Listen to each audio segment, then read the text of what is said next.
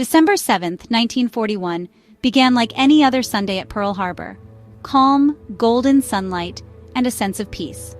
Sailors aboard the USS Arizona eased into their routines. Some slept, others enjoyed breakfast, and the ship's band prepared for a concert. On Ford Island, families readied for church, children played, and the world felt safe. The Arizona, a symbol of American naval might, rested quietly among her sister ships. No one suspected the storm about to break. The harbor was still, the water glassy, flags fluttering gently in the breeze. The sense of security was absolute. Pearl Harbor was thought untouchable, far from the world's conflicts. Men wrote letters home, polished brass, or gazed at the lush hills, unaware these were their final moments of peace. The tranquility was total, making what followed all the more shocking. In minutes, this serene morning would be shattered, replaced by chaos and tragedy. The calm was a cruel prelude to disaster. The men of the Arizona were living their last moments of innocence. The illusion of paradise was about to be destroyed. A distant drone grew louder, a sound that didn't belong. At first it was dismissed as routine, but then the planes appeared, flying low and fast, red circles on their wings. The attack was sudden, overwhelming, and real. The general quarters alarm blared, but it was already too late. Explosions rocked the harbor, black smoke and water shooting skyward. The Japanese pilots struck with deadly precision, targeting the heart of the fleet. The peaceful morning became a nightmare of chaos and destruction.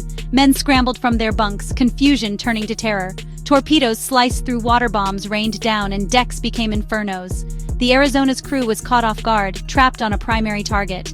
The sky, once peaceful, was now filled with death. The attack came in relentless waves, each bringing more devastation. The air filled with smoke, the roar of engines, and frantic shouts. The sailors, trained for sea combat, now faced an aerial assault in their own harbor. They fought desperately, but the surprise was total. The unthinkable had become reality. The Arizona's fate was sealed, but the worst was yet to come.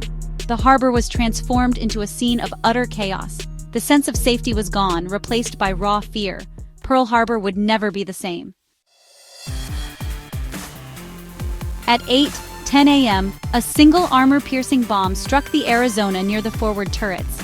It penetrated deep, reaching the ammunition magazine. The resulting explosion was apocalyptic. A fireball erupted, lifting the battleship from the water. The forward section was vaporized, debris hurled across the harbor. The blast ignited fuel oil, spreading fire across the water.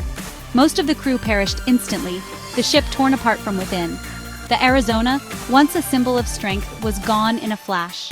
The explosion was the tragic centerpiece of the attack. Survivors and witnesses would never forget the sight. In seconds, the Arizona was lost, marking one of the darkest moments in American naval history. The Arizona became a floating inferno. The aft section, though burning, still held survivors.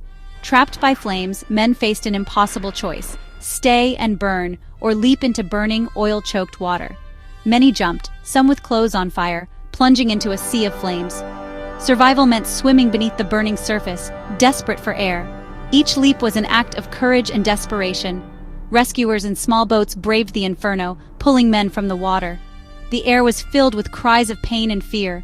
Some survivors helped others, guiding them to the edge and urging them to jump. Officers gave the order to abandon ship, sending men into perilous waters. These moments revealed extraordinary bravery amid terror. For those who survived, the memory of fire and screams would never fade. Rescue boats navigated a hellscape of burning oil and debris, searching for survivors. Each man pulled from the water was a small victory against overwhelming loss. The boats became floating triage centers, crowded with the wounded and dying. The Arizona was a shattered hulk, the water around it a cauldron of fire. Battleship Row was a scene of carnage. Other ships capsized or sinking. Survivors were dazed, their world destroyed in minutes. Many were badly burned or wounded, but the psychological trauma was even greater. The journey to safety was perilous, with attacks still ongoing. Rescuers risked their lives, offering comfort where they could. The sight of the burning Arizona was a burden survivors would carry forever. The scale of devastation was almost beyond comprehension. As the fires died down, the true scale of loss emerged. 1,177 of the Arizona's crew were killed. Nearly half of all American fatalities at Pearl Harbor came from this single ship. Survivors faced immediate and lifelong grief, haunted by memories and survivors' guilt. The Arizona's destruction sent shockwaves across the nation. Families at home endured agonizing uncertainty, receiving telegrams with heartbreaking news. The ship's loss became a symbol of sacrifice and national tragedy. The emotional toll extended to all who witnessed the explosion. The image of the Arizona's destruction marked the end of innocence and the start of a brutal war. The loss was not just a statistic, it was a wound that shaped a generation. The Arizona's name became synonymous with ultimate sacrifice. Its legacy would endure in the hearts of all who remembered.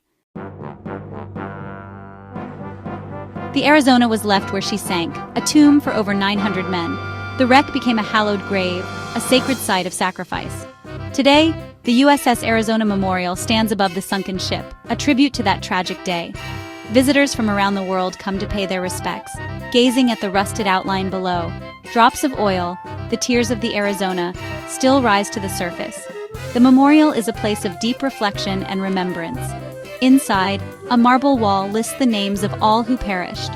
The silence speaks volumes about the sacrifice made here. The Arizona endures as a symbol of honor, memory, and the terrible price of freedom. Its legacy is a perpetual reminder that peace must never be taken for granted.